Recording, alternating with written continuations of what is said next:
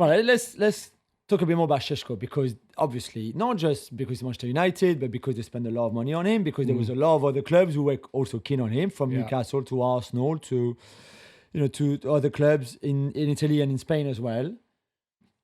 The penalty, we talked about it. Yeah. And we said how embarrassing it is to hide yourself until you have to go and take it, because it's you and the keeper left. So You've got to be braver. You have to be braver, surely, right? No, if you sign for Manchester United, you can't start hiding against the League Two team. What's the first thing if you're a number 9 for Man United that you want to do? You want to get off and running. You want to score. Give yourself a bit of confidence. I know it's a penalty, but he didn't even put his hand up till number 10. So is this on Amorim by not picking him? Or did Amorim look at the players in the eyes and think, right, who fancies it? Because normally that's a giveaway. Yeah. Normally that's a clue when a manager says, right, who wants them? I mean, to be honest, in this day and age, the penalty should be done 10 minutes before full time. Amorim and his coaching staff should have had a list of which players are on the pitch. Right, and Buemo, Bruno Fernandes. Yeah, I think they had a bit of that. Go through your top. Yeah. But then you're looking at a player and you want the player to go gaffer. You need that feel, yeah, exactly. That's what I'd do. Because, watching on TV, you obviously don't see straight away sometimes who's coming to take the next pen. Yeah. So Grimsby score, and then you're waiting to see who the United player coming up. And we were watching and I was saying, okay, surely Sesko now. Definitely. And then it was, Mount. Oh, yeah, Dalot. Yeah. Okay, next, Sesko now. Yeah. No, Maguire. Yeah. Sesko now. No, Mainu. Mainu. And I was like, don't tell me he's going to leave. He's going to be the last one of the outfield players to take one. And he was, man. I promise you. I reckon Onana would have put his hand up before Sesko. 100%. And I just could not believe it. He struggled during the game. Do you think he's low on confidence? He arrived quite late. Sometimes it can be a player that's just, when you go to a club the size of Man United, sometimes you can be a little bit shy. Yeah, sometimes you can be that way, not wanting to force. You should force it in a way. It's a bit of a contradiction, but sometimes you want the easy option. And when you play for Man United, you've got to put your hand up. Yeah. You've got to stick your hand up and go, Gaffer, I'm taking this penalty. And then the manager will look at you and go, even if you miss it, you go, brave, anything can happen, you can miss. But to sort of wilt away in the background might just tell you a little bit about his character. Yeah. As in, like, he's not particularly brave, or if we're trying to give him an out and try to give him an excuse, he might be a little bit shy. But I'm trying to find something for him, because it's not a good look. Penalty number 10 for a number 9 that cost 75 million. It's not. It's not a great look, Jules. It's not at all. It was a crazy penalty shootout. Yeah. With a lot of penalties scored. Onana getting his hands on a few that maybe he could have saved, didn't. On the other hand, Pim, the Grimsby goalkeeper, who's a Manchester United fan, pretty much went the wrong way every time, except he was trying his best for Man United to go through. Man United on the Cunha penalty, and what a terrible penalty that was awful. And again, when you're a new signing, you Cunha, just hit it strong. Don't give me this like I'm waiting to see where you go, and then it's an embarrassing. It was almost like he tried to overcomplicate the whole situation. It's almost like in his mind he was taking a penalty against a top goalkeeper. So therefore I've got to trick him with the eyes or trick him with the footwork. Yeah. On that pitch, pouring down the rain, wet, hard and low's your option. I know. Whichever way 100%. You want to go. There's some brilliant penalties. Maguire's penalty was sensational. Yeah, very good. Kobe Mainu, stanchion, incredible. Great penalty. And Buemo's unlucky, he hit the bar. Yeah, so he scored one. But still, that means your 3 signings that cost you 200. One didn't want to take it. One didn't want to take it, scored it. 2 of them missed. And 2 missed. You can't make it up. That's why I said that it's the gift that keeps on giving. Well done to Grimsby, we should say. Fantastic. Great first half. And the only reason Man United got back in the game because Maguire scored and Grimsby started to tire. Yeah. Because they put so much into it. And I also think the third goal that Grimsby scored that was disallowed for offside should have stood. 100%. But again, no VAR. The second goal, as we said, should have been disallowed. So where does he go from here? Burnley. It feels like a Ten Hag moment, this, for Amorim. If he loses against Burnley, gone. The chances are, when Ten Hag was in this position, he won the game that mattered. Yeah. The next one to keep him alive, they'll probably beat Burnley. But then they've got Chelsea and Man City after that. Yeah. So and then we go back. Hasn't won back-to-back game in the Premier League since he arrived in November, so 10 months ago. Yeah. Has won 27 points in 28 games. So that's I don't know if you've seen. Have you seen the kid? Have you seen the kid on Instagram who said, "I'm not cutting my hair till Man United win 5 games in a row," and his hair is hilarious. He goes like, because they've had wins in a row when you count other competitions than just the league. It's brilliant. And then anyone he stops at 3 or 4. Go and I check think there's one time where he's 4. He's one more. No, his hair is literally out here. It's hilarious. And he ain't getting that cut in a hurry. No. They ain't winning 5 games in a row. You said earlier, Amorim under massive pressure now, which I think he is. I mean, you saw him on the bench during that penalty shoot. He didn't even want to watch. I think he knew, if I lose the tactics board wasn't a good look. The tactic boards was a bad look. And also, a lot of memes are going to be created from that 100%. on social media. But you know, when you really simplify the job that he's doing, and you really like sort of dumb it down, and you go, right, Grimsby are playing one centre forward. Yeah. Who picks 3 centre backs? I know, man. Because you're wasting a player. You'd rather have a more offensive player. When you really dumb it down, it's scandalous that he'd come up with 3 centre backs against one number 9. When Heaven was taken out for Mount, then I think everybody thought, okay, this is him going to back 4, and actually Dalot went to the back 3, and Mount played left wing back, and then this was it. But the knock-on effect with playing 3 centre backs is you are weak in midfield. Man United's problem last year was getting overrun. Yeah. Now, it doesn't matter if you play Kobbie Mainoo and Bruno Fernandes. The two of them can't cover the ground. Absolutely. If it's Agate and Casemiro, can't cover the ground. So whichever two you throw up in the air, whichever names land, apart from Agate, who can run, but he can't pass the ball, none of them can get box-to-box and cover. So if you're a team playing against Man United, you play three in midfield. And that's exactly... And you outrun them. I remember Newcastle going there and destroying them in the first 20 minutes. Bournemouth done the same. I think Palace done the same. I commentated on so many games last season where Man United were weak through the middle. And nothing's changed. They haven't apart from shiny new signings in number 10 positions. But surely you would think, okay, we mentioned forward you wanted Cunha and Bomo, Sesko, whatever, okay, maybe. But surely the midfielder or the goalkeeper has to be one of your priorities. 100%. Right? Of getting them. And yes, they went for Baleba. I mean, they went for Baleba. I said but they went for Baleba. Exactly. Too much money they now. Knew from the beginning, as soon as they make contact with Brighton. He's what they need, by the way. Yeah. But they knew they could not put 120 million down. Or whether they think it's too much or they don't have the money. So why wouldn't you sacrifice either Šeško, Cunha or Mbeumo? Don't sign one of them and buy Emi Martinez or Donnarumma. Yeah. But even like I don't know, even... Baleba is probably the ideal guy because he's going to be so good and he's just perfect for you. Well, who plays alongside him? But there are other defensive midfielders you could have got with great mobility. But if you drop Baleba into this team, you go, fantastic player.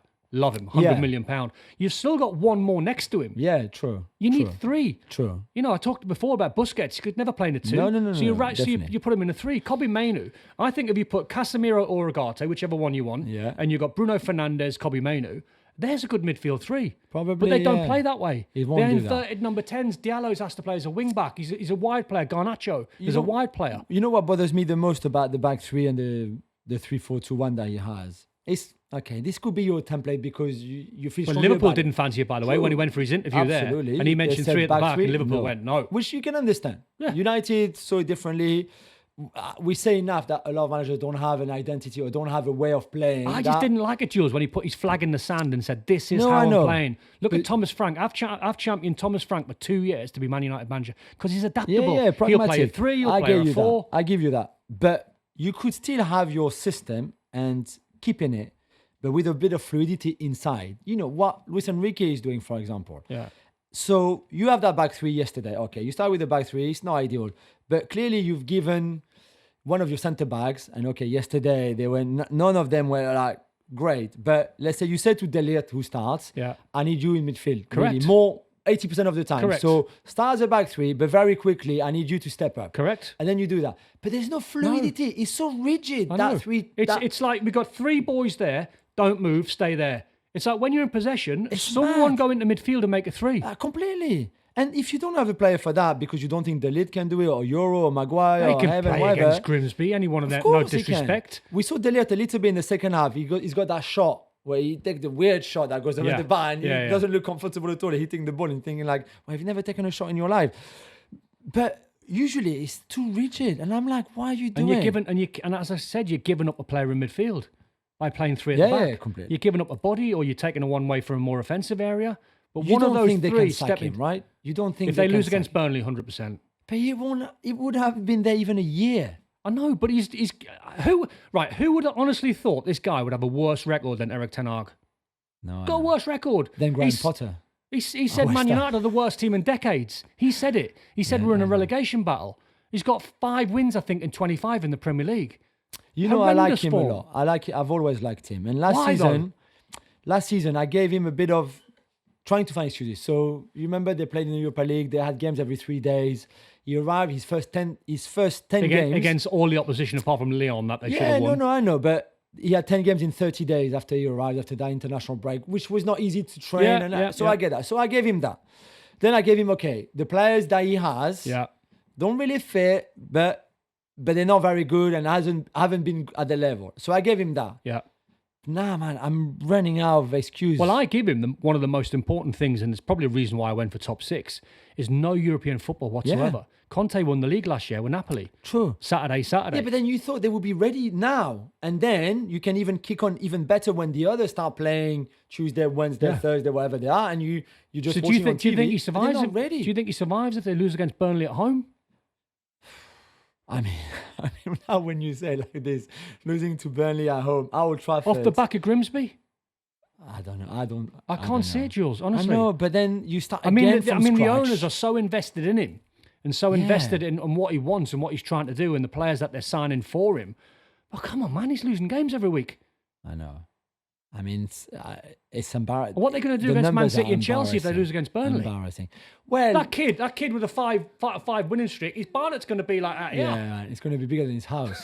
You could say though that they do better against top clubs usually because they raise their level somehow. And they sit deep a little bit. Yeah, and we saw against Arsenal, even last season against Liverpool, against City. Yeah. So, but I don't know. He's got work to do, put it this way. And there's still a lot of issues within that squad. So Sesko we mentioned, Onana. I mean, who do you pick for Burnley? By India? And the goalkeeper, by the way, that they're going to be buying, Laurens, is meant to be one. Is meant to be one for the future. Yeah, This is complete opposite of what they need. I know. They need a number 1 now. I know. Although I would say he had a percentage of save rates. That's what we say, of 90% in the Belgian league last year. So clearly incredible in his saves. But you put that Man United shirt on. He's not ready. He would not be ready. It's good if it's one for the future if you've got a number 1, but they haven't even got a number 1.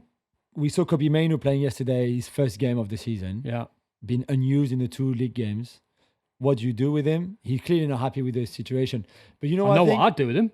Put him in a 3. If you play in that double pivot, it's pointless. Don't play him. And Amorim said the only player he's in contention with is Bruno Fernandes. Yeah. Who's the captain. So he's never going to drop Bruno Fernandes. He's never going to play. So do you force a move? Do you push to leave? If you're the player? Yeah. I would.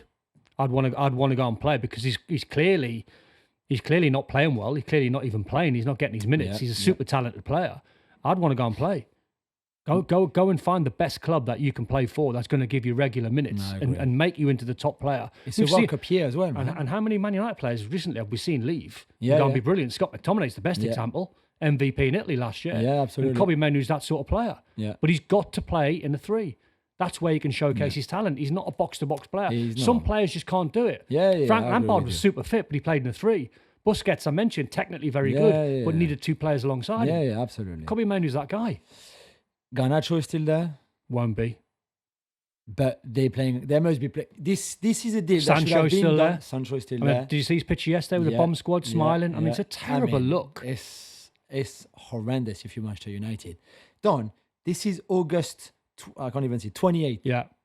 August, how is it possible that those players who you've left out are still there? It's because Man United have put these players, Man United have put themselves in a terrible position by telling the world, and Amorim's part of this, telling the world these are a bomb squad, they're not good enough, these are the players that want to be sold.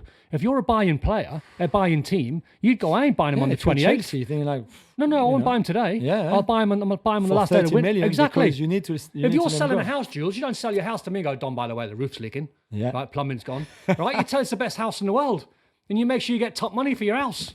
I'd never do that to you. I'd never do that to you. But now these players are sitting back thinking like, Sancho's being linked with Roma, and it's like, he doesn't want to go because his contract's so big. Roma can't afford his wages. The money's massive. Right, Leon Bailey signed for them, got injured on the first day.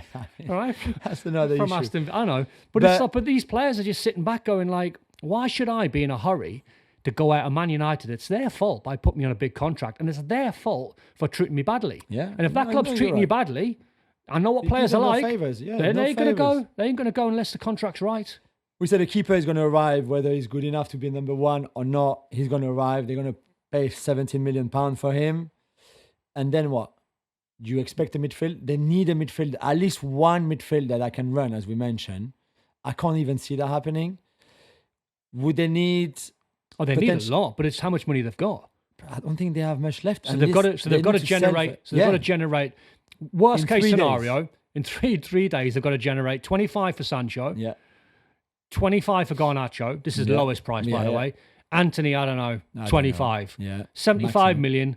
Højlund. I mean, it would be a loan for Højlund to Napoli, I think. With a view to 40. Yeah. So over 100. Just chuck it at Brighton and go Belieber. And just get that done and then figure it out from there. Yeah, maybe. Or Wharton.